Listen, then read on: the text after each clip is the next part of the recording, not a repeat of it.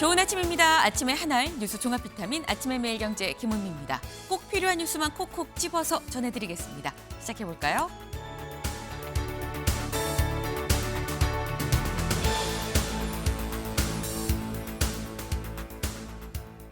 네, 국민일보입니다. 오늘 한미 정상회담 경주에서 관세 담판이 벌어질 예정이다. 드디어 오늘이죠. 오늘 한미 정상회담이 열릴 예정입니다. 오늘 오후로 지금 예정돼 있는 한미 정상회담에서 관세 관련 얘기가 나올 거다라는 건 익히 다 알고 있는 사실인데 관건은 이 논의가 잘 될 거냐라는 거겠죠. 대통령실은 뭐라고 얘기를 하고 있느냐 좀 같이 볼까요? 대통령실 예측할 수 없는 상황이다. 우리도 어떻게 될지 잘 모르겠어요. 빅딜일지 스몰딜일지 노딜일지 만나서 얘기를 해봐야 알 것 같다라는 겁니다. 혹자는 뭐라고 얘기를 하느냐. 트럼프 대통령 컨디션이 제일 중요한 변수 아닙니까? 라고 또 얘기를 하죠. 트럼프 대통령 지금 일본에 갔다가 우리나라로 지금 오는 거죠. 그럼 일본에서의 컨디션은 어땠느냐라는 겁니다. 다음 기사 좀 볼까요?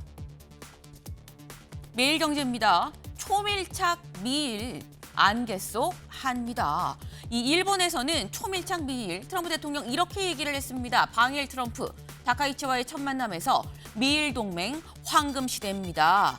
황금 시대라고까지 얘기를 할 만큼 상당히 컨디션이 좋았다라는 거죠. 중요한 건 이 좋은 컨디션이 우리나라로 넘어와서 한미 정상회담까지 이어질 것이냐. 그래서 안개가 걷히고 햇살이 비칠 것이냐라는 건데 그럼 이 안개를 걷히기 위해서 우리는 어떻게 해야 될 거냐라는 얘기가 되는 거겠죠. 그 얘기를 잠시 뒤에 대담으로 좀 짚어보겠습니다. 다음 기사 볼까요? 세계일보입니다. 한 경제 3분기 1.2% 깜짝 성장, 올 성장률 1%대 달성, 청신호가 켜졌습니다. 라는 소식입니다. 네. 올해 3분기 성장률 저조할 거란 예상을 깨고 1.2%로 깜짝 성장했다라는 겁니다. 여기 좀 그래프를 좀 같이 볼까요? 분기별 경제 성장률 추이입니다.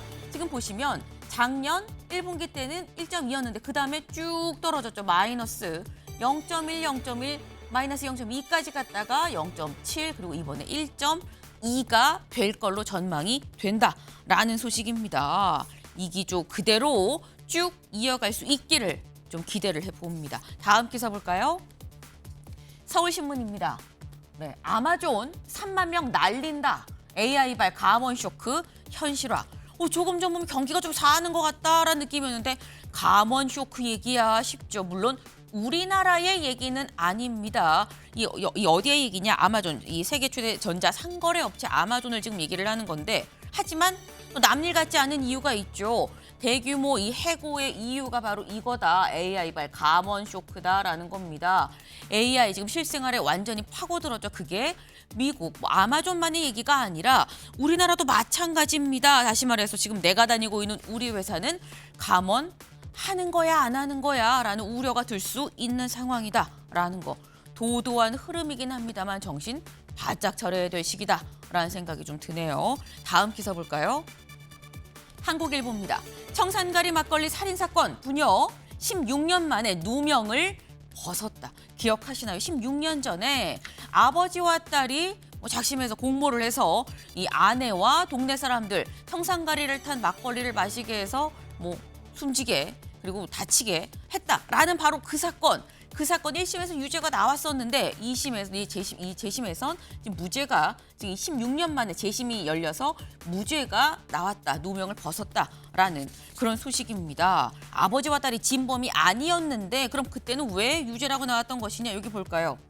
신문 과정 조서 허위 작성 그리고 이 조사하는 과정에서 자백까지도 강요를 했다. 막걸리를 산 이 경위도 안 맞고 주변인들도 아니에요. 그런 사람 아닙니다. 그런 일 안 했어요. 라고 얘기를 하는데 이런 게 다 반영이 안 돼 있었다라는 거죠. 그리고 이렇게 했지 아빠가 벌써 불었어 라고 얘기를 하면서 몰아가서 자백을 이 허위로 강요했다라는 건데 16년 만에 누명은 벗었습니다만 16년 이 긴 기간 대체 누가 어떻게 보상을 해줄 거냐라는 거죠.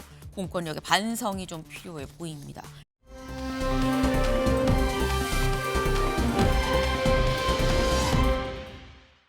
네, 여기 어딘지 아시겠습니까? 오늘 10월 29일이죠. 딱 벌써 3년이 됐습니다.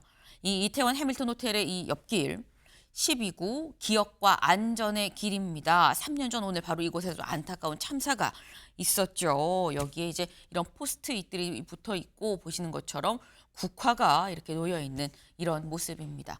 벌써 3년이 다 돼가는구나. 보고 싶다라는 이 유족들, 지인들의 메모가 안타까운 심정이 고스란히 남아있다라는 거죠. 이태원 참사 3주년인 오늘 정부가 참여하는 첫 공식 이 추모식이 광화문에서 오늘 오전 10시 29분에 열립니다. 다음 기사를 좀 볼까요?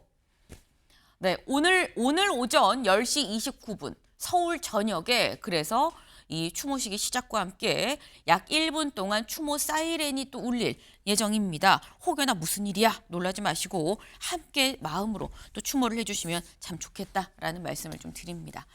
네, 아침의 매일경제 뉴스 종합 비타민 언제나처럼 TV로 좀 크게 보시다가요. 궁금한 점 유튜브 댓글로 남겨주시면 같이 좀 얘기를 해보겠습니다.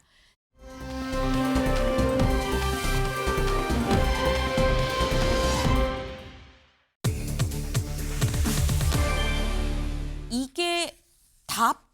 무슨 얘기냐? 네, 저희 준비된 요거 같이 볼까요? 네, 이거죠. 어제 서해상에서 함대지 전략 순항 미사일을 시험 발사했습니다라고 오늘 새벽 6시가 조금 넘은 시각 조선중앙통신이 직접 밝혔습니다. 우리 어제 미사일 쐈어요. 라고 오늘 얘기를 한 거죠. 오늘 오전 중에 트럼프 대통령이 방한할 예정인 게 전 세계가 다 알고 있는데 어제 우리 쌌거든 이라고 조선중앙통신에서 밝혔다라는 겁니다. 근데 오늘 오는 트럼프 대통령 며칠 전부터 거의 하루가 멀다고 계속 김정은 위원장한테 러브콜을 보내고 있었습니다. 그 얘기 잠깐 들어보고 오실까요?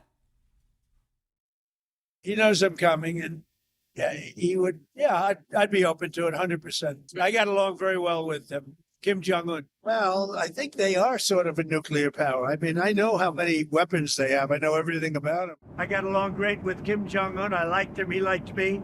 If he wants to meet, I'll be in South Korea. I think the answer would be, yeah, I would do that, sure. And it's our last stop. So it's pretty easy. And I'll be in South Korea, so I can be right over there. Well, we have sanctions. Well, that's pretty big to start off with. I would say that's about as big as you get. 네, 트럼프 대통령 정말 많은 얘기들을 했습니다. 일종의 핵 보유국이기도 하고요. 시간이 없어 그럼 내가 갈까? 내가 무게 갈 수도 있고요. 나 뒤에 일정도 없는데 좀 더 있을 수도 있어. 뭐 이런 얘기들까지 줄줄줄 보자라고 김정은 위원장한테 얘기를 해왔었는데 여기에 대한 딱히 답이 없는 상태에서 오늘 전략 순항미사일을 시험 발사했다라는 소식이 들려왔다라는 거죠. 윤경호 위원님. 트럼프 대통령 이렇게까지 했는데 순항미사일 발사가 이게 답이냐라는 겁니다. 북한이 과거에 미국과 했던 이 협상 전술로 보면 네. 벼랑 끝. 오히려 저게 뭔가 이루어질 수도 있구나. 이런 사인일 수 있어요. 네. 근데 이번의 경우는 절대적인 시간이 지금 부족할 수 있다. 지난 2018년에는 트럼프가 지금 비행기에서 한 얘기처럼 Sort of a nuclear power, 일종의 핵 보유국이라는 네. 게 굉장히 중요한 지금 뉘앙스 사인이라고 그랬잖아요. 그 얘기를 듣고 몇 시간 만에 그러면 양측의 실무진이 뭔가 마크에서 접촉을 해야 두 정상이 그렇죠. 만날 수 있잖아요. 그게 절대 시간이 부족하다. 그런데 2018년에는 5시간 반 후에 최선희 당시에 제1부상이 화답을 했단 말이에요. 그래서 즉각 가능했다는 거 아니에요. 지금은 절대 시간이 부족하다. 오늘 오후 이후로 지금 우리 이재명 대통령과 트럼프가 만난 이후로는 비워놨다고 했잖아요. 네. 내일도 뭐 특별히 만약에 저게 된다면 여기에 우선순위를 부여하겠다라고 하는 건데 그런 점에서 아직까지도 가능성은 영어로 얘기해서 half and half, 네. 50대 50 남아있다고 봅니다. 그러나 절대적인 시간은 좀 부족해 보인다. 뭐 어디까지나 추측입니다. 네. 사실 지금 상황에서 뭐 다 전부 추측이죠. 근데 일단 하프 앤 하프 50대 50이다. 오히려 이게 되는 거일 수도 있고 또 아닐 수도 있고 아직은 모른다. 이게 거절의 뜻이라고만은 볼 수 없다라고 지금 말씀을 하셨는데 이도 약간 애매하기도 한 게 최수영 위원님. 또 노동신문 아니면은 뭐 조선중앙방송 이런 데도 안 나왔어요. 네.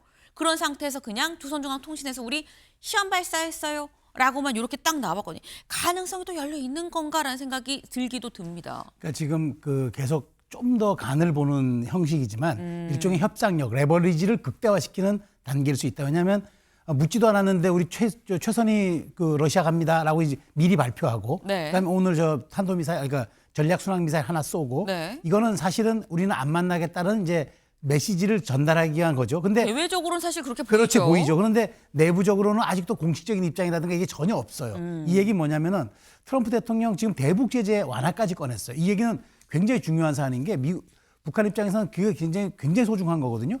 근데 지금 어찌 보면 이거는 이제 유엔 안보리 이제 그 의결 사항이라서 네. 뭐 영국, 프랑스가 반대하면 안 되는데 지금 분위기로 보면 미국이 어떻게 반대하겠어요. 그러니까 그것까지는 괜찮은데 지금 북한 입장에서는 대북 제재가 과거 하노이 노딜 때는 급했지만 지금 급하잖아요. 러시아, 중국이 뒷배로 완전히 달러, 현금, 물자를 다 제공하고 있기 때문에 지금 그렇게 급하잖아요. 그러니까 이거 갖고는 안 된다라는 신호일 수 있다. 즉 뭐냐면 더 내놔라. 최소한 한미 연합합동훈련 중지하는 걸 명시적으로 해달라까지 저는 얘기할 수 있다고 봐요. 아하. 그 정도라면 내가 나오지 그 정도 아니고 이제 뭐 대북 제재와나 어차피 우리 당신이 얘기하는 대로 우리 핵 보유국이야. 그러니까 그러니까 군축 협상으로 들어가든가 한미 연합 훈련 중단하든가 좀 더 고강도의 레버리지를 요구하는 단계를 볼 수 있다고 저는 보는 거예요. 그렇기 때문에 최선희의 러시아 행과 네. 그다음에 이런 전략 순항 미사일 발사를 양쪽에서 이렇게 성동격서직으로 흘리는 것은 지금 북한이 생각이 아주 없는 건 아닌데 조금 더 가져와라. 우리 제재 완화 가지고는 조금 우리 위원장 나설 수 없어. 아마 이런 메시지가 아닐까 저는 분석해요. 네.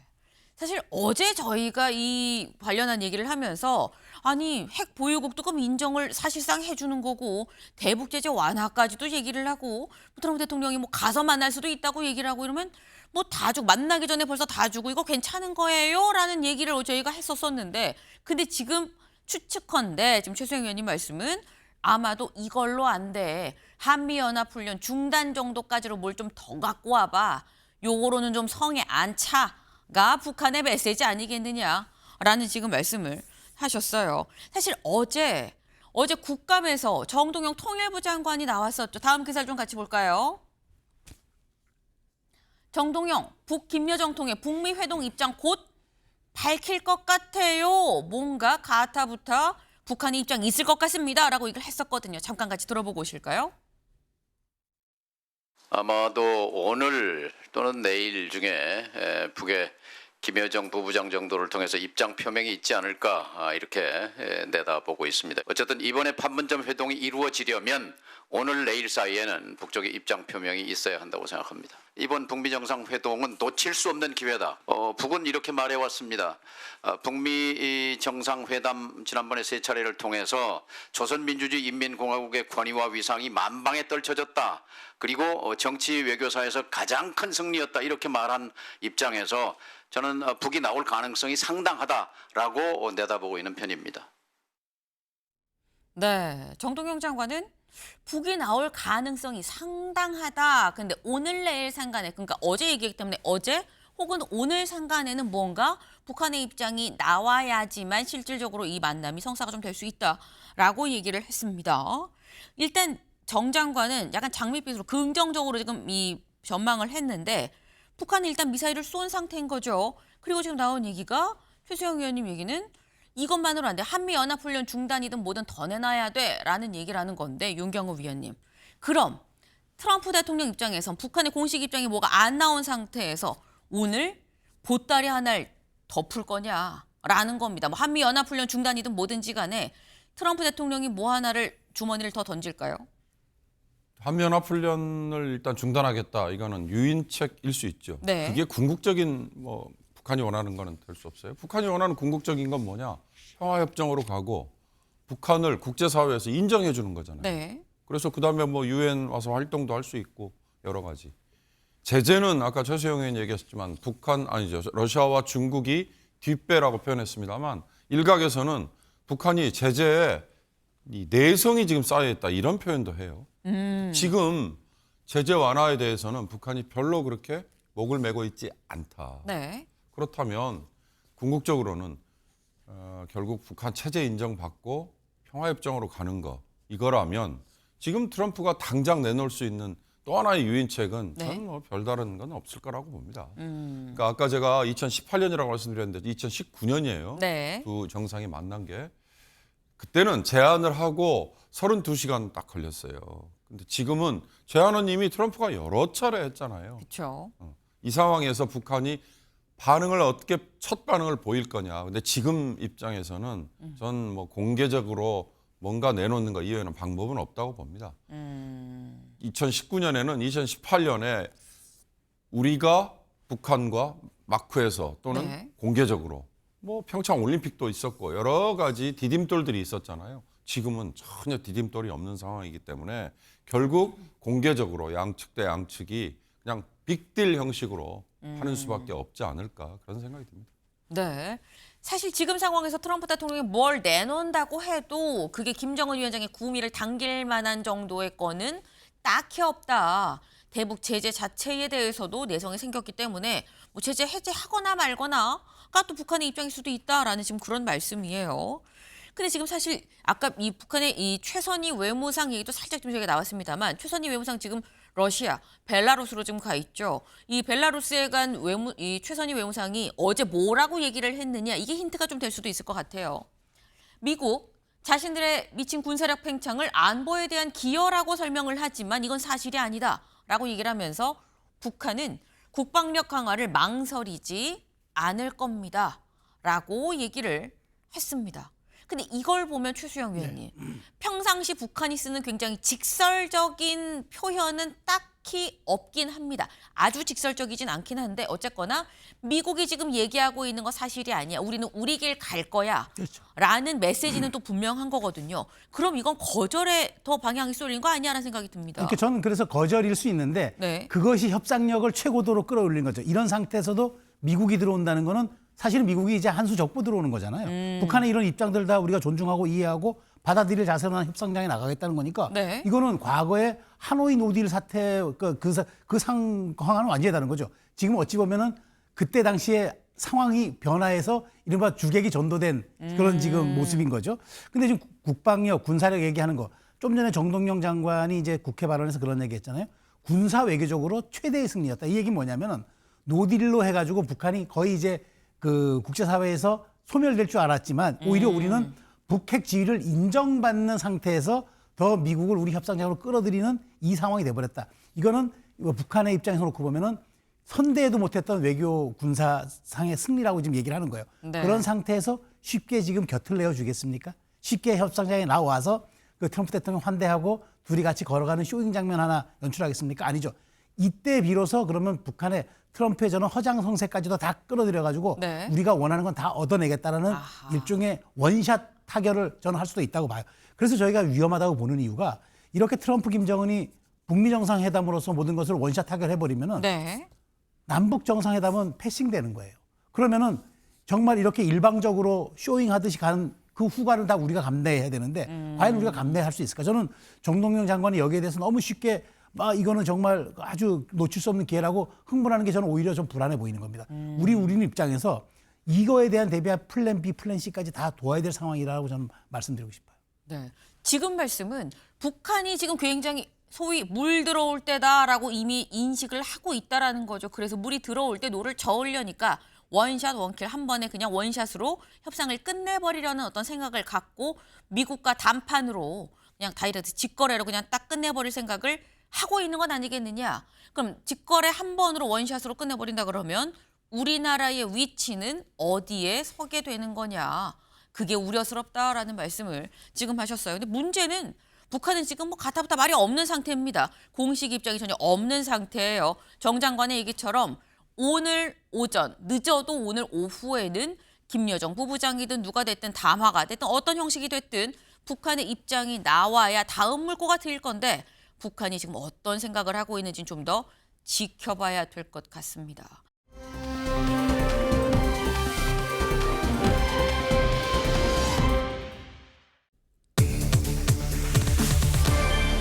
트럼프 잠시 뒤에 도착입니다. 아까 말씀드렸죠. 한미 정상회담 드디어 오늘입니다. 오늘 오후로 예정된 한미 정상회담. 잠시 뒤면 트럼프 대통령이 도착하는데 요 얘기 에이펙 얘기를 하면서 좀 같이 풀어보죠.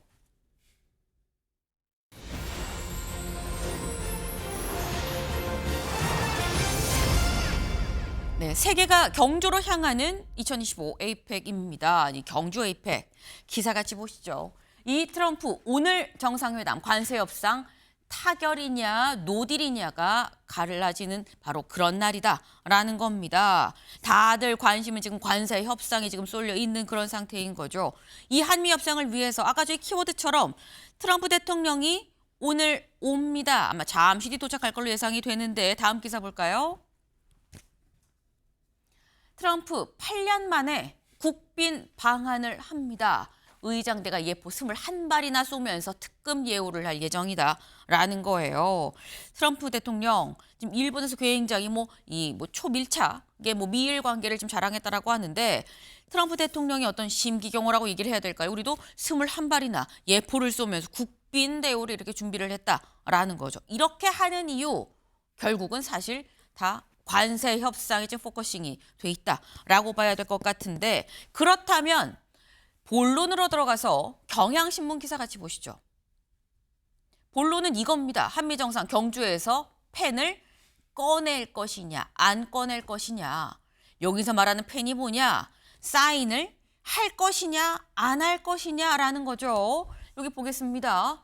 크게 한 3가지 시나리오가 있을 수 있습니다. 첫 번째, 노딜.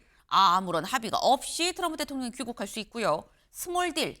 다는 아닌데 일부 문서와 성명이 나올 수 있다. 아니면 빅딜. 일괄 쫙 관세고 안 보고 타결이 될 수 있는 거 아니겠느냐. 셋 중에 하나일 거다라는 건데 윤경호 의원님 어떻게 전망하십니까? 스몰 딜 정도는 되지 않을까 싶어요. 그러니까 관세 협상이 큰 게 하나가 있고요. 네. 그다음에 원자력 협정 관련해서 일본 정도 수준 우리도 이건 상당히 의견이 접근이 됐다. 조현 장관이 이미 얘기를 했죠. 네. 그리고 방위비 분담금. 쉽게 말하면 우리 대한민국이 부담하는 방위비를 현재보다 더 끌어올려서 GDP의 3.5% 정도. 이거에는 의견이 접근이 이루어졌다 했잖아요. 그러면 후자의 2개는 이 조인트 스테이트먼트 그러니까 양국의 공동 성명까지는 아니어도 그에 부속되는 조인트 팩트 시트라고 얘기하잖아요. 공동 설명 자료라는 이게 이제 외교적으로 쓰이는 네. 표현들인데 이 정도는 내놓을 수 있지 않을까. 다만 저는 국빈 방문이기 때문에 만찬해야 되는데 만찬 없잖아요. 그다음에 양국 정상이 기자회견, 프레스 컨퍼런스, 프레스 콜 이거 해야 되는데 그걸 과연 할까? 사실 이 양국 정상의 기자회견이 있으면 그건 굉장히 잘된 정상회담으로 평가를 받거든요. 그렇습니다. 사전에 이미 엄청난 조율을 하고 양국 정상은 사진만 찍고 그다음에 축배만 하고 밥만 먹고 전날 만찬해서 이게 이제 국빈 방문 때 대충 이루어지는 양국 정상 간의 모양인데 지금은 시간도 없고 네. 그다음에 가장 중요한 관세 협정 미국은 3,500억 불 원사세 내놓을 수 있는 성의를 보여라 이거고 우리는 지금 250억 불 곱하기 8년이 아니라 연 150억 불 내는 것도 버겁다. 지금 여기서 더 진행이 없다는 거잖아요. 이거 갑자기 합의했다가 어떻게 그 후폭풍 감당하겠습니까? 그런 점에서 저는 오늘은 스몰 딜에 그치지 않을까라는 생각이 듭니다. 네.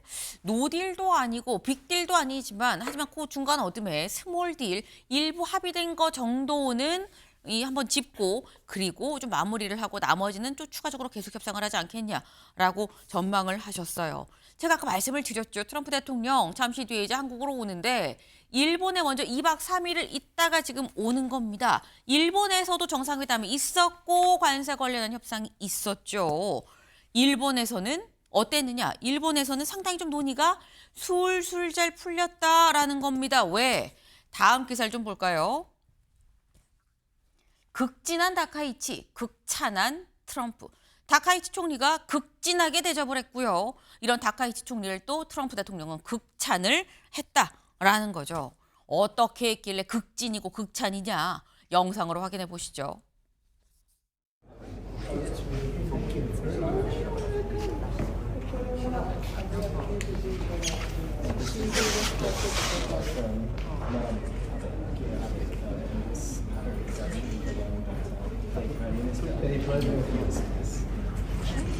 これだけの短期間に世界がより平和になりました。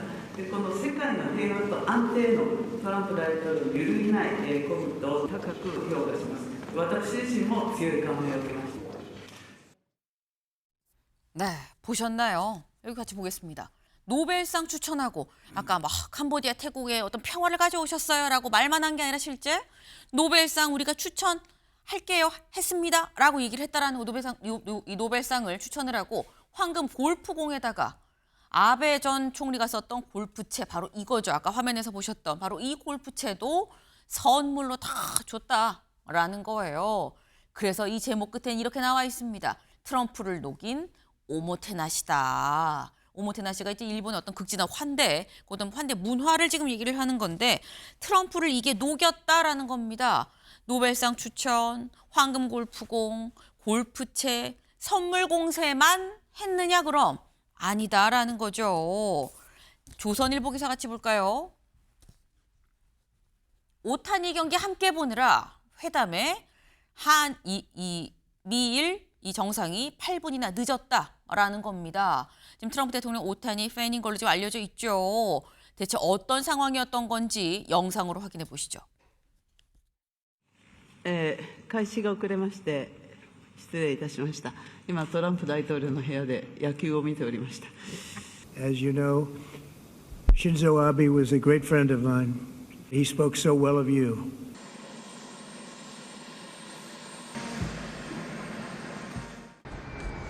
Going to go down as one of the great prime ministers you watch. Thank you. In the history of Japan, Madam Prime Minister. I have to say this, the first female prime minister in the history of Japan. 네, 보셨나요? 지금 이 야구 경기를 같이 보느라고 8분 늦었어요. 그만큼 함께 트럼프 대통령이 이 대기하고 있는 방에서 야구 경기 같이 보고 웃고 농담도 하고 야구 얘기하고 그리고 나와서 아까 보신 것처럼 이 트럼프 대통령의 전용 헬기죠. 마린 원을 타고 핵 항모로 또 같이 갔습니다. 조지 워싱턴 함으로 가서 거기에서 같이 걸어가서 실제로 다카시 총리한테 어떤 말할 수 있는 기회까지도 좀 줬다라는 거예요. 여기 같이 사진을 좀 같이 볼까요? 사진 보면은 지금 핵 항모에 내려서 같이 마린원에서 내려서 걸어가고 있는 두 사람의 지금 모습입니다. 근데 보시면 어깨가 닿아 있어요. 다카이치 총리 웃으면서 이렇게 같이 걸어가는 두 사람의 이 어깨 부분이 닿아 있다. 영상으로 보시면 여기서뿐만 아니라 계속하면서 굉장히 옆에 바짝 붙어서 어깨가 계속 이게 닿으면서 그야말로 밀착하면서 가더라라는 겁니다. 이런 게 거의 뭐 근접 경호하듯이 바짝 붙어서 최수영 위원님. 이게 뭐 일본의 오모테나시라고 지금 얘기가 나오는데 어떻게 보셨습니까? 뭐 오모테나시 수준을 넘어서 굉장히 전략적으로 고려된 그 사안 같아요. 어제 이 자료 화면에 나오지 않았지만 어제 이제 두 정상이 재패니스백 그 모자 그 USA 저 모자 같은 데다가 이제 일본이 돌아왔다 문구 써지면서 사인했어요. 이 재패니스백이 약간 그 중의적 의미가 있는 거죠. 왜냐하면 일본이 돌아왔다는 거는 이제 국제사회에 일본의 이제 영향력을 확대하는 일본의 그 꿈이기도 해요. 그런데 더 중요한 거는 미일 동맹이 우리 과거처럼 더 끈끈해졌다. 이 일본이 돌아왔다. 그걸 이제 얘기를 한 거예요. 근데 그런 과정 속에서 디테일하게 아까 오타니 야구 경기도 있었지만 정말 트럼프 맞춤형으로 다 정말 준비한 거예요. 트럼프가 금 좋아하는 거 알고 있지 않습니까? 그쵸. 트럼프는 자기 좌우명이 이거예요. 금을 가진 자가 규칙을 정한다. 아하. 그래서 지금 미국의 함대 이름도 골든 뭐 함대고 뭐 모든 정책 이름에도 골든이 붙어요. 심지어 백악관도 골든하우스라고 한다는 거 아닙니까? 네. 그만큼 아주 치밀하게 하고 이제 아베 신조 총리 좋아했기 때문에 그것도 주고. 근데 저는 이 일본이 치밀하게 한 거예요. 어차피 이제 미국 주도의 글로벌 시대로 가는 이상 미국에게 맞서지 않고 이번에 보면은 통상에서는 미국 트럭 막 사주고 굉장히 트럼프가 좋아할 만한 행동들을 했어요. 근데 네. 과연 이게 일본 말로 이제 우리가 일본에 두 가지 마음이 있다는 거 아니에요? 혼내가 있고 다테마이가 있다는 거 아닙니까? 혼내는 본심이고 다테마이는 거친데 아마 본심은 혼내는 그렇지 않을 거예요. 근데 그렇지만 지금 이 트럼프 시대에 살아남기 위한 일본의 그 처절한 노력은 다테마이로 나타나는 거예요. 그래서 저는 그 지금 이 신임 총리가 정말 이번에 아베가 그 신임 총리를 또 대우를 그렇게 해주는 거예요. 사실 조지 워싱턴 하면 일본 총리로 처음 탑승한 거고 그쵸. 마린호는 해외 정상으로는 거의 유일하게 아마 마린호에 동승을 했을 겁니다. 그런 정도의 지금 상호의 굉장히 미일 동맹 시대가 다시 전개되고 있는 과정에서 저는 본 마음이 아닐지라도 살아남기 위한 일본의 다테마이가 정말 어느 정도인지 저는 이번에 일본의 트럼프 맞이 외교를 보면서 상당 부분 저도 전율을 느낄 정도로 바라봤습니다. 네.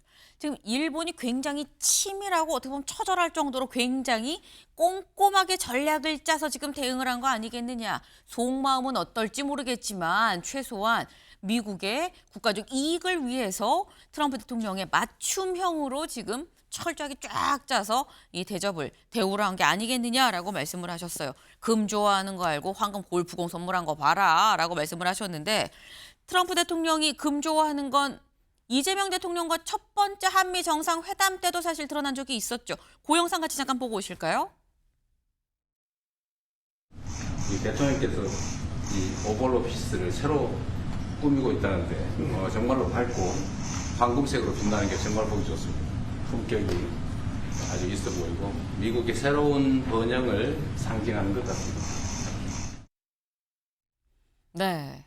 그때 이재명 대통령도 이게 오벌 오피스가 다 황금색이 멋있습니다. 라고 얘기를 했었습니다. 그만큼 금을 좋아하는 트럼프 대통령이기 때문에 그럼 일본 말고 우리는 뭘 줄 것이냐. 우리는 이걸 준다고 합니다.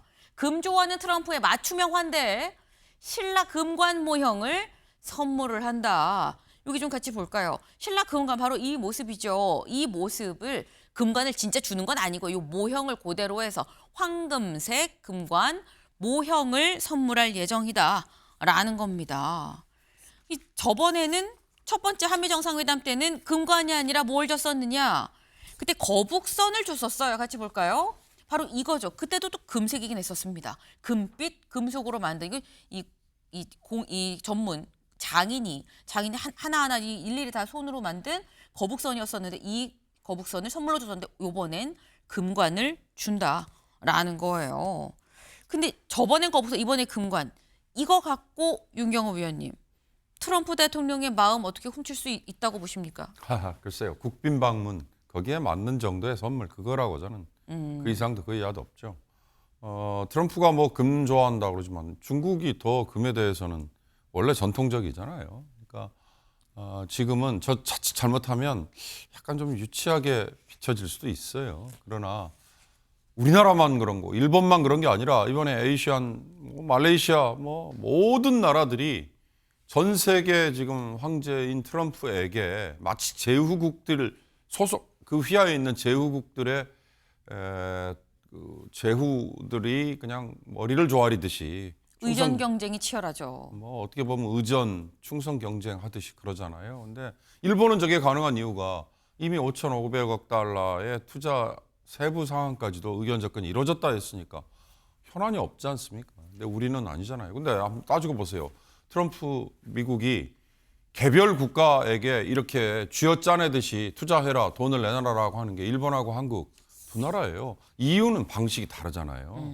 그러니까 우리로서는 지금 상당히 절체절명입니다. 일본이 저렇게 한다고 해서 왜 우리는 그렇게 못 따라가느냐라고 얘기할 수 있는 사안이 절대 아니라는 점, 그걸 제가 말씀드리고 싶습니다. 네, 일본과 우리나라의 상황이 다른데 자꾸 일본과 똑같이 요구를 한다면 오늘 일이 풀리기, 펜건에서 사인하기 쉽진 않다라는 말씀을 하셨어요. 그리고 또 너무 과하게 하면 그것도 좀 보기 그렇지 않습니까? 라고 말씀을 하셨는데 사실 기억하시나요? 첫 번째 한미 정상회담 때 트럼프 대통령이 좋아했던 건 오히려 이 거북선보다도 이거였습니다. 영상으로 확인해 보시죠.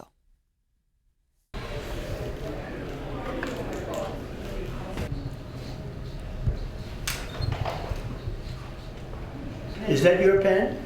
저기 펜이 직접 그 대통령 네, 거죠? 가지고 있는. Very good. Yes, that's my pen. That's a nice pen. Do you want to take it with you? 하신 거예요? 대통령께서 하신 그 That's 아주 good. 어려운 사인에 유용할 겁니다. It will be useful in your.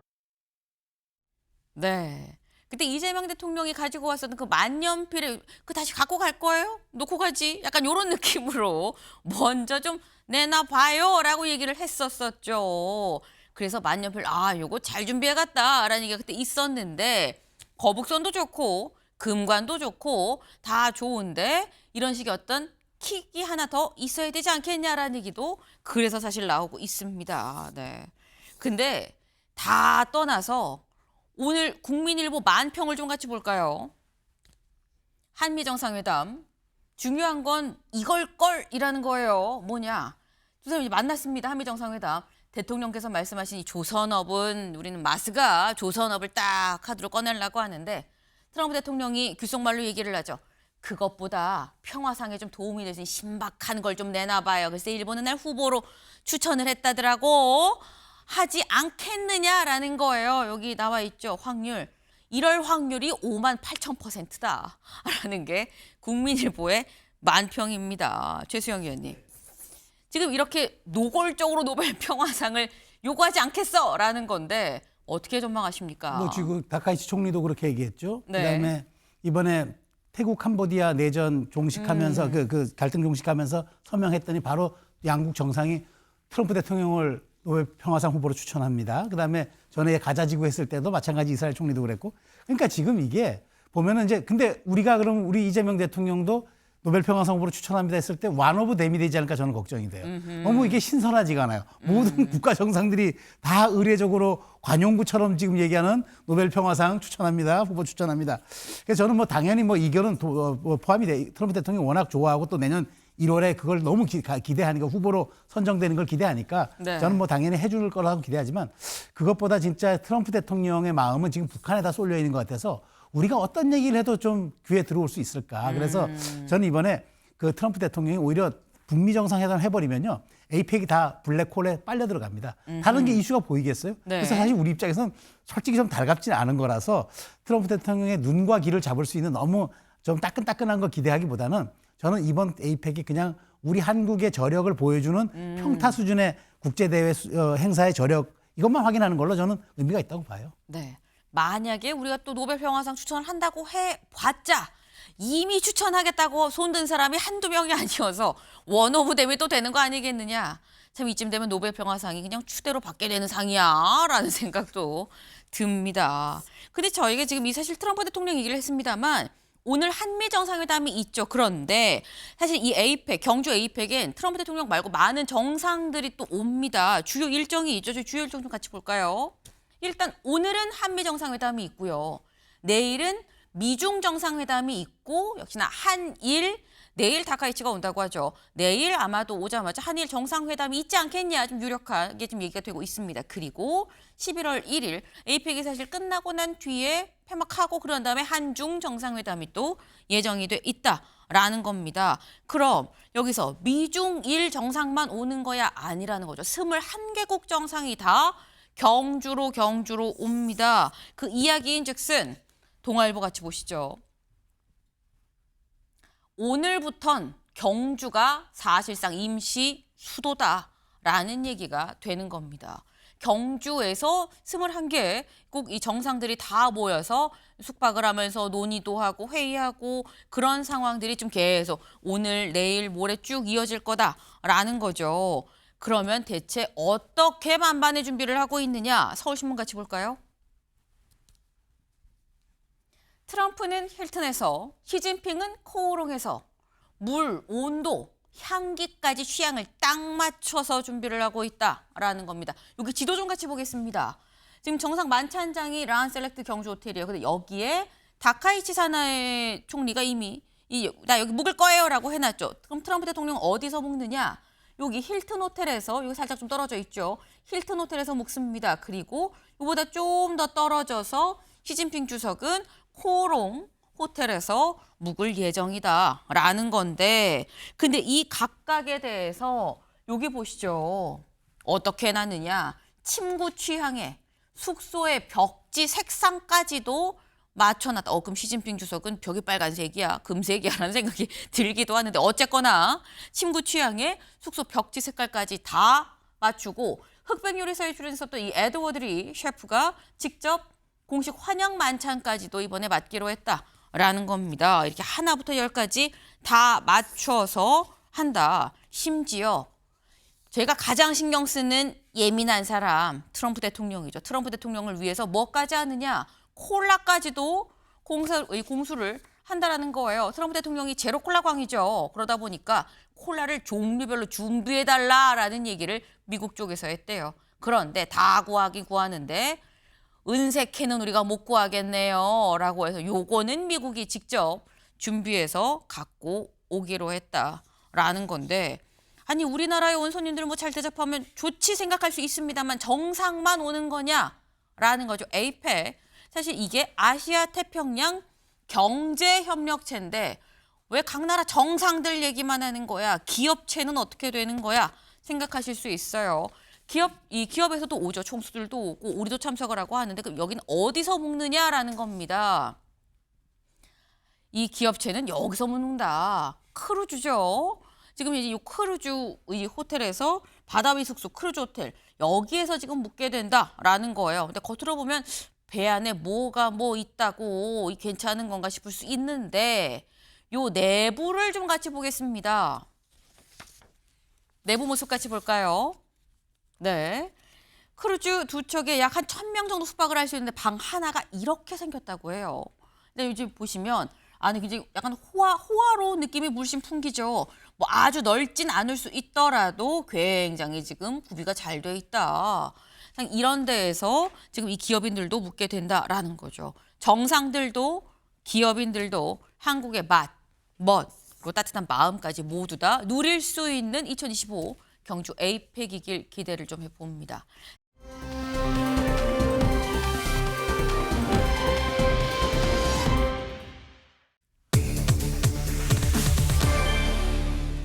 잘 받아.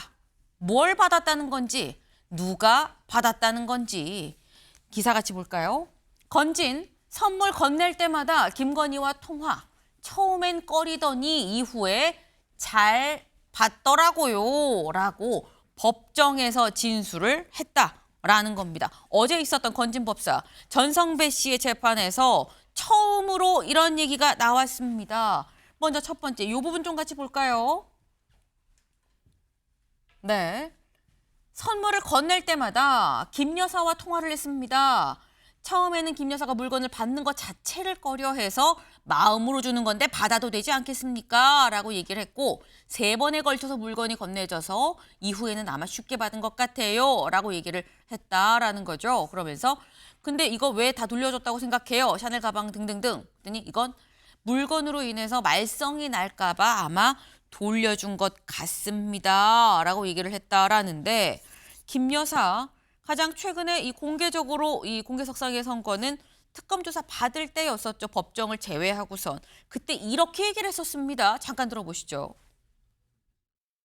국민 여러분께 저같이 아무것도 아닌 사람이 이렇게 심려를 끼쳐서 진심으로 죄송합니다. 수사 잘 받고 나오겠습니다.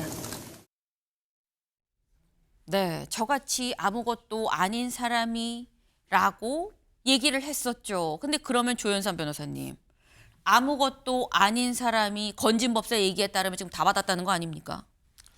그러니까 지금까지 얼마나 지금 김건희 씨가 거짓말을 많이 했는지, 그리고 사실 많은 것들이 드러난 상황에서 지금 국민들 앞에 또다시 거짓말을 한 거 아니겠습니까? 굉장히 좀 참담한 심정을 금할 수 없다고 하겠고요. 그래도 다행히 건진 법사가 법정에 이르러서야 김건희 씨와의 그런 연결고리에 대해서 진술을 하고 있는 것은 다행이라는 생각은 듭니다. 물론 저희가 본인이 법적 책임을 경감하기 위해서 그런 전략적인 선택을 한 것으로 보여지긴 하지만 네. 그렇다고 하더라도 실체적 진실을 밝히는 것이 우선 아니겠습니까? 그렇다고 한다면 이 부분에 대해서 건진 법사의 진술에 대해서는 아마 법정에서 충분히 그런 진술의 신빙성이라든가 능력에 대해서 재판부가 충분히 고려하지 않을까 싶습니다. 네. 늦었지만 이제라도 입을 연 게 다행이다. 만시지탄이다.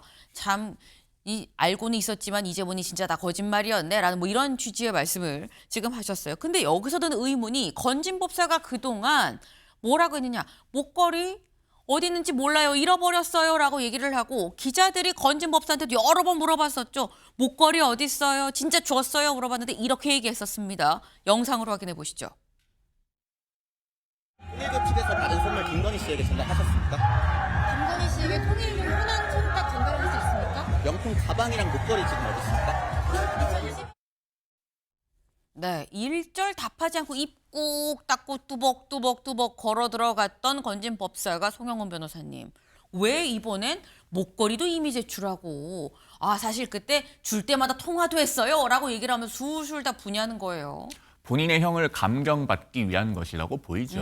9월 하순에 특검법이 개정이 돼서 지금은 24조 3항 3호에 이런 내용이 들어가 있습니다. 수사재판 과정에서 해당 사건에 관한 다른 사람의 범죄를 규명하는 주요한 진술이나 증언을 해서 그걸로 관련하여 자신의 범죄와 처벌받는 경우에는 감경 또는 면제하여야 된다라고 하는 규정이 있습니다. 그러면은 전성배 씨도 지금 법정에서 김건희 씨의 범죄 혐의에 관해서 있는 그대로 진술을 함으로써 그 내용과 관련하여 본인의 범죄로 처벌을 받을 때 형을 감경받게 되는 겁니다. 이런 조항이 들어왔기 때문에 이제는 진실을 다 털어놓고 나의 형을 감경받겠다라고 하는 의도인 걸로 보입니다. 왜 이렇게 추론하는 것이 합리적인가 하면 전성배 씨는 무속인을 자처하고 있습니다마는 지금까지 받고 있는 범죄 혐의를 보면은 그 본질이 로비스트에 가깝다고 할 수 있습니다. 네. 김건희 씨에게 여러 가지 금품을 전달했고 또 본인도 불법 정치자금 받은 혐의로 지금 재판도 받고 있지 않습니까? 로비스트가 가장 중요하게 생각하는 게 뭡니까? 본인의 이익이거든요. 그 연장선상에서 지금 전성배 씨는 특검법에 이러한 감경 규정이 들어옴으로써 이제는 나의 형을 감경받겠다라고 하는 목표가 뚜렷한 것으로 보이고 네. 그렇다면은 이런 내용이 과연 거짓이겠는가라고 하면은 그렇게 보기도 어려울 것 같습니다. 왜냐하면 이것이 거짓으로 밝혀지면 형이 감경이 되겠습니까?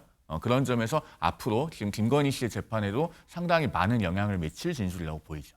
지금 말씀을 들어보면 건진 법사가 요번에만 입을 연 게 아니라 앞으로 나올 내용들이 더 무궁무진하지 않겠느냐. 이 건진 법사와 이 김건희 여사의 직접적인 연결고리 자체에 대해서 입을 열기 시작했다. 그리고 이건 앞으로 더 있을 거다라는 취지의 얘기가 지금 되는. 근데 여기서도 의문이 그럼 그겁니다. 형량을 감경받기 위해서 그랬다고 하는 지금 건진 법사가 받고 있는 게 알선 수재 혐의죠. 말 그대로 알선을 하고 수재에 뭘 받았다, 이득을 취했다. 그 혐의인 건데 지금 건진 법사 얘기는 나는 전달을 해줘서 심부름만 해줬어 라고 지금 주장을 하고 있는 거죠. 그럼 조현산 변호사님, 알선 수재 혐의인데 지금 이게 아니 내가 뭘 득한 게 아니라 그냥 나는 심부름만 중간에서 한 거야 라고 할 때는 어느 정도의 형량이 어느 정도까지 떨어질 수 있는 겁니까?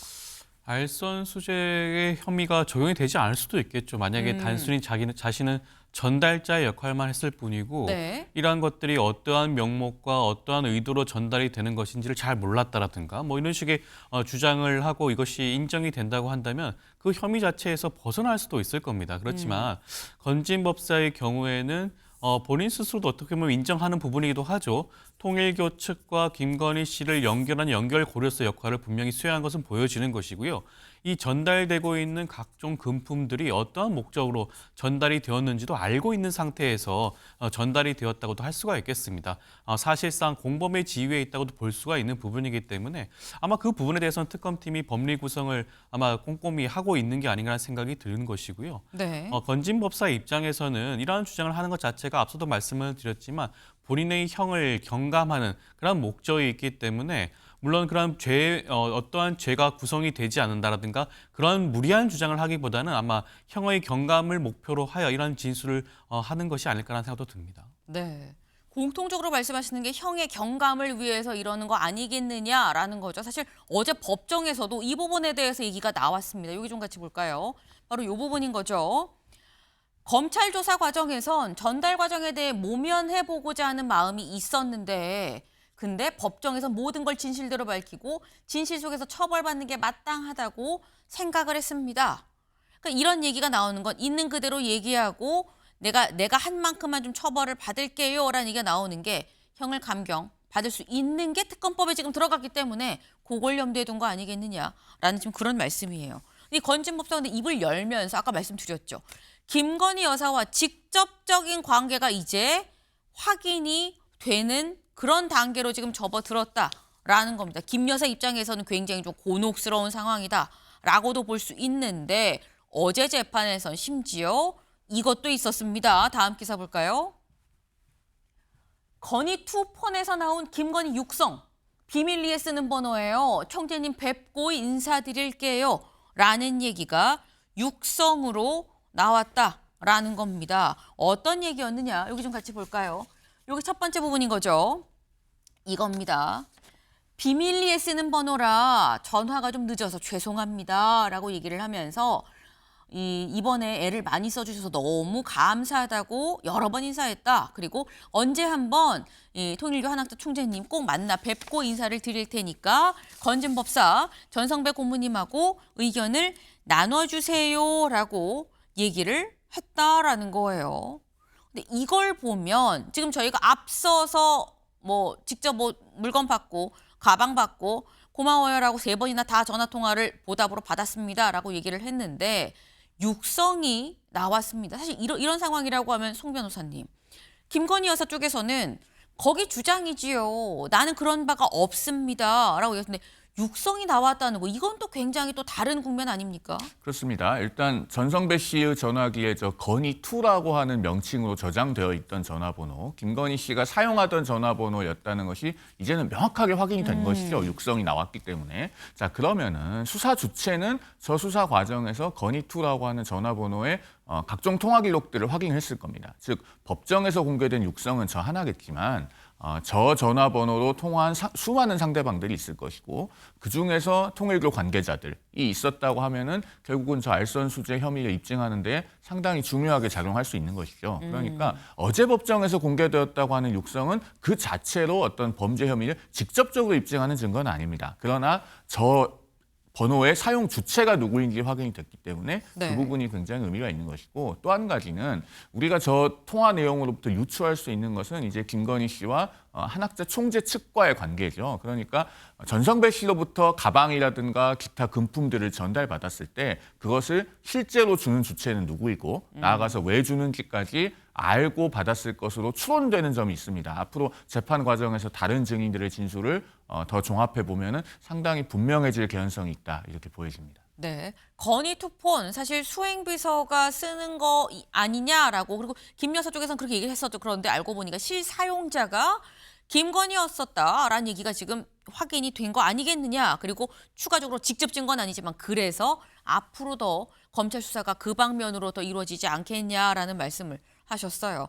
사실 이 건희 투폰에 나왔던 게 그럼 이력서 좀 보내보세요, 뭐 이런 내용도 좀 왔다 갔다 해서 그럼 그게 다 김 여사가 직접 보낸 거냐라는 얘기가 될 수 있는 거겠죠. 근데 사실 이 부분도 이 부분입니다만 김 여사가 이렇게 얘기를 했을 때 이 통일교와의 이 연결고리 윤영호 전 이 본부장이 이렇게 얘기를 했다 그래요. 여기 파란색 부분인 거죠. 여기 크게 나와 있습니다.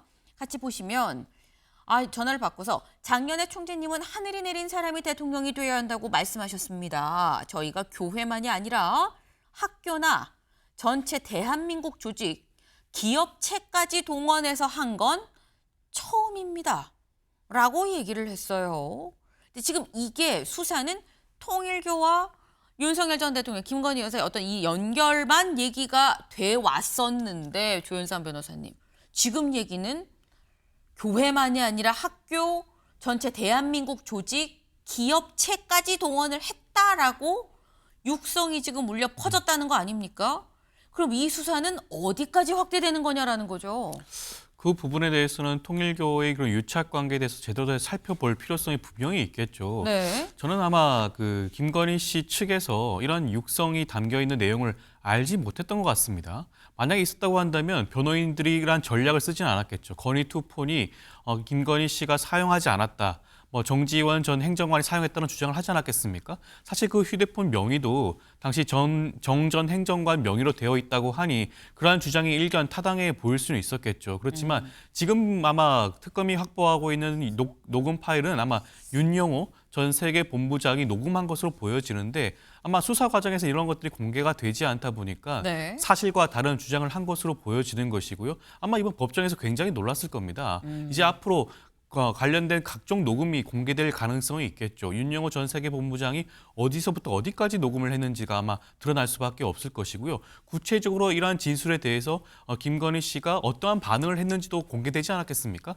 만약에 통일교 측에서 이러한 주장 얘기를 했을 때 무슨 얘기냐? 우리는 선거 과정에서 통일교로부터 지원받은 바가 없다라든가 네. 그런 식의 대응을 했으면 모르겠는데 오히려 감사하다는 뜻을 밝히고 있는 거 아닌가요? 그렇다고 한다면 처음부터 통일교 측과 대선 과정에서 밀접한 관계를 가지고 있다라는 것을 스스로 자인하는 꼴이라고 할 수가 있겠고요. 이런 부분들에 대해서 아마 특검팀 입장에서 추후에 여러 가지 증거를 제시하지 않을까 싶습니다. 네. 지금 특검이 갈 길이 더 멀어진 상황입니다. 좀 조사할 게 갑자기 왕왕 지금 나오고 있어요. 대한민국 뭐 전체 조직에 기업체 얘기까지 나오고 있는 이런 상황.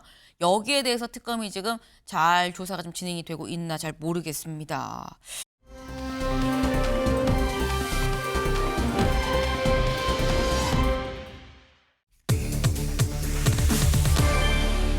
주인공입니다. 주인공. 누굴 얘기하는 건지 기사 같이 보시죠.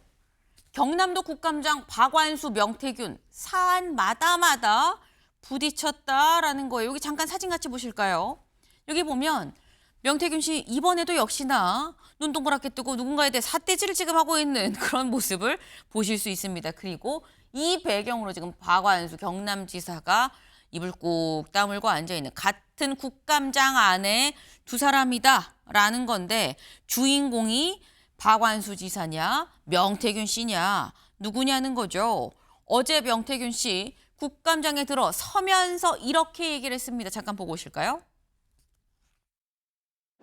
자, 오늘 국정감사에서 우리 천안 문제부터 해서 국가산단 다 얘기할 겁니다.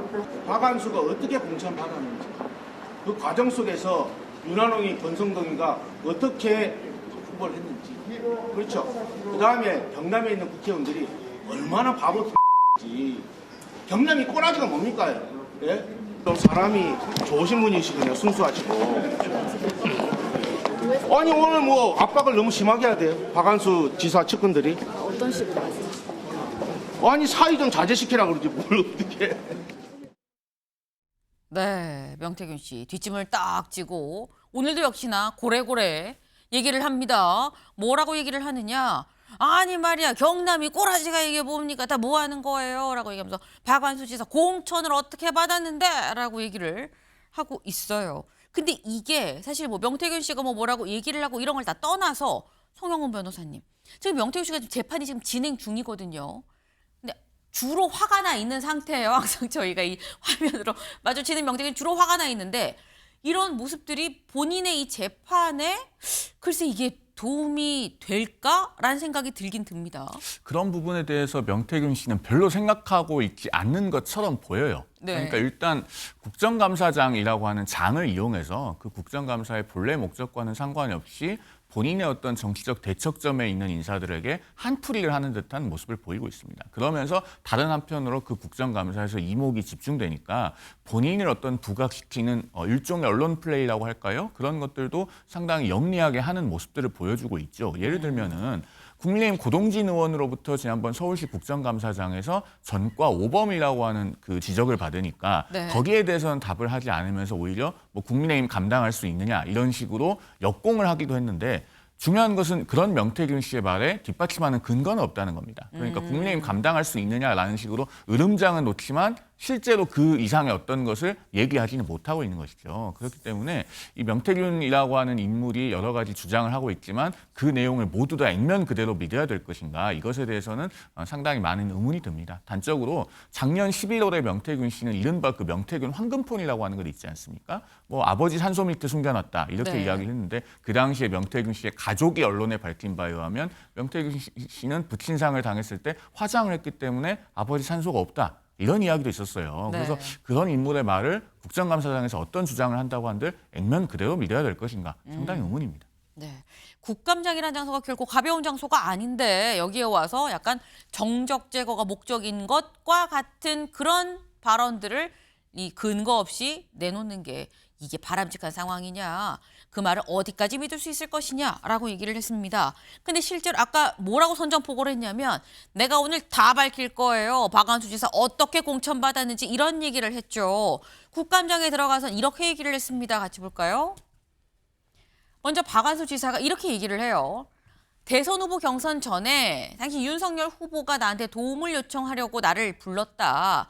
그런데 그때 한 번 갔지 그 이후엔 윤석열 캠프 근처도 나 관계 없습니다. 라고 얘기를 했어요. 그런데 여기에 대해서 명태균 씨는 뭐라고 얘기했느냐. 그때 박 지사를 내가 모시고 갔어요. 윤석열 후보가 공천 주라고 하니까 준 거 아닙니까? 윤석열 대통령이 주라고 하니까 준 거 아닙니까? 그때 윤한홍, 권성동 다 경선하려고 경선하려고 김건희가 김태호 의원한테 연락을 해서 못 나오게 했습니다. 라고 얘기를 했다라는 거죠. 그러니까 김태호 의원이 나오면 박완수 지사가 못 받는 건데 공천을. 근데 굳이 김 여사가 김태호 의원한테 전화해서 나오지 마세요. 이번 텀은 쉬세요라고 얘기를 해서 박완수 지사 공천을 받을 수 있었던 거 아니겠느냐라는 취지의 얘기예요. 지금 명태균 씨는. 근데 이렇게 보면 또 이 사안도 역시 조현선 변호사님.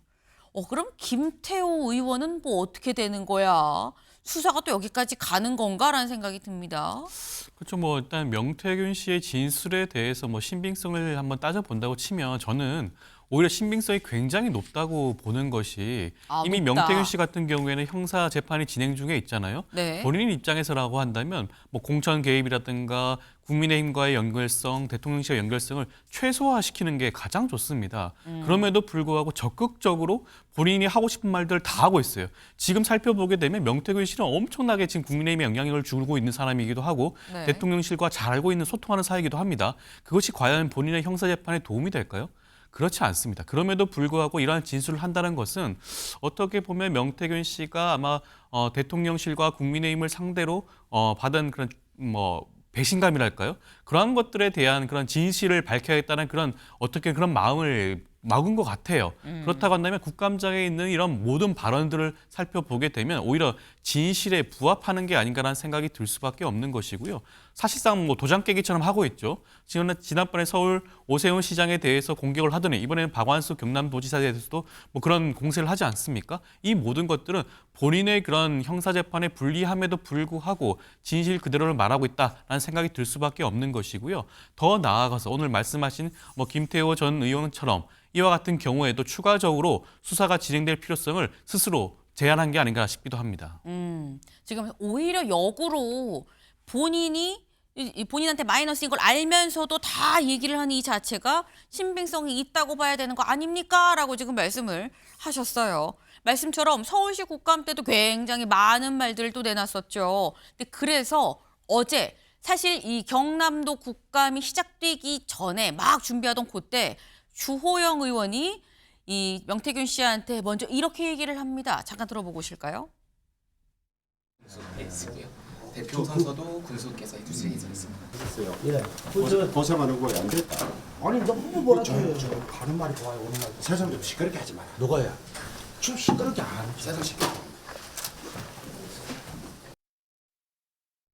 네, 보면 주호영 의원과 명태균 씨도 또 아는 사이인 거는 또 확실한 것 같아요. 근데 안 됐다. 가는 말이 고와야 오는 말이 고와야 가는 말이 곱죠라고 또 강하게 또 반발을 하는 또 이런 모습이에요. 명태균 씨 사실 서울시 국감에서도 주인공, 경남도 국감에서도 주인공, 이번 국감의 주인공은 명태균 씨인 건가? 라는 생각이 좀 드네요.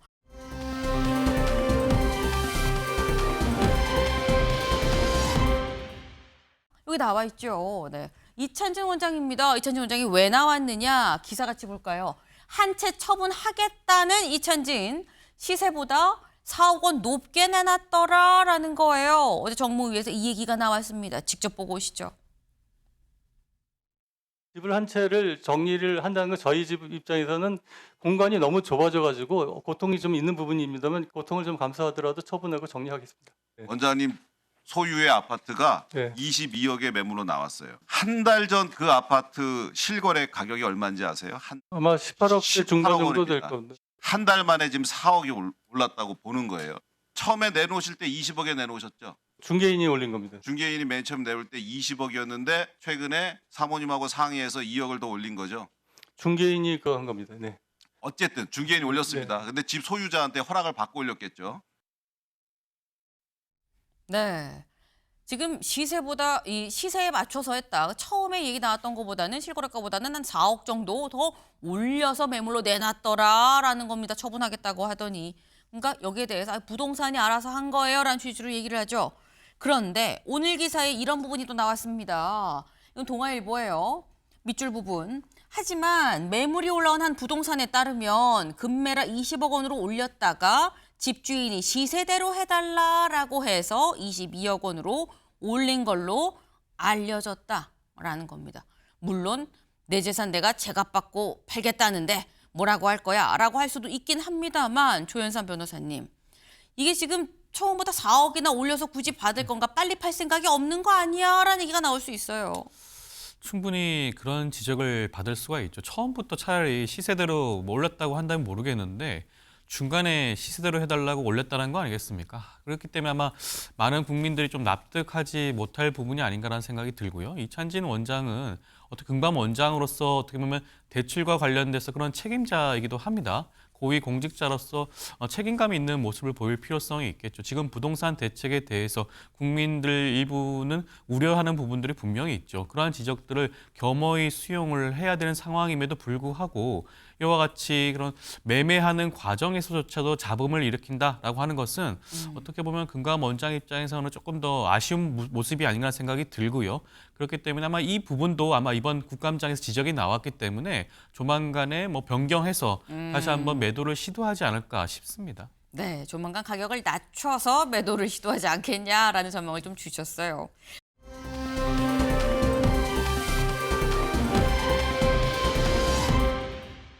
네, 사진에 나와 있죠. 허은하 전 개혁신당 대표입니다. 대통령실 국민통합비서관의 허은하 전 개혁신당 대표입니다. 개혁신당 대표였습니다만 사실 이준석 대표와 갈등을 빚고 나오고 그리고 대선 때 이재명 당시 후보를 지지를 했었죠. 그 모습 같이 보고 오실까요? 그쪽에서 견디다 버티다 도저히 안 돼서 탈출한 분이 있길래 저희가 모셔왔어요. 허은하! 제가 꽤 오래전부터 모시려고 했는데 좀 늦어졌어요. 우리 허은하 전 개혁신당 대표 그리고 국민의힘의 수석 대변인? 네, 맞습니다. 국민의힘도 개혁신당도 결국 가짜 보수, 가짜 개혁이었습니다. 제가 미력하나마 우리 후보님과 그 같은 길을 가겠습니다. 네, 대선 때 이렇게 이재명 후보 지지 선언을 했던 허은하 전 개혁신당 대표 지금 국민통합비서관에 갔습니다. 송영훈 변호사님.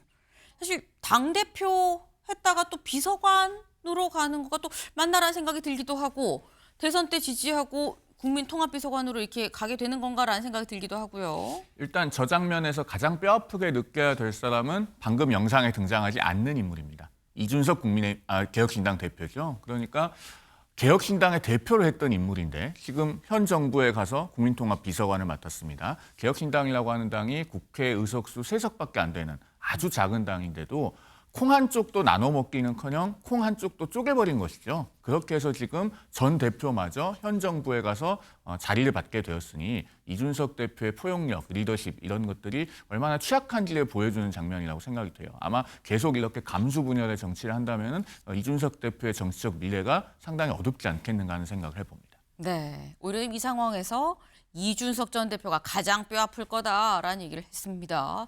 또 한편으로 이런 얘기도 있더라고요. 이준석 대표와 갈등으로 나왔는데 국민통합비서관에 가면 통합을 할 수 있겠느냐라는 얘기도 있다라는 거.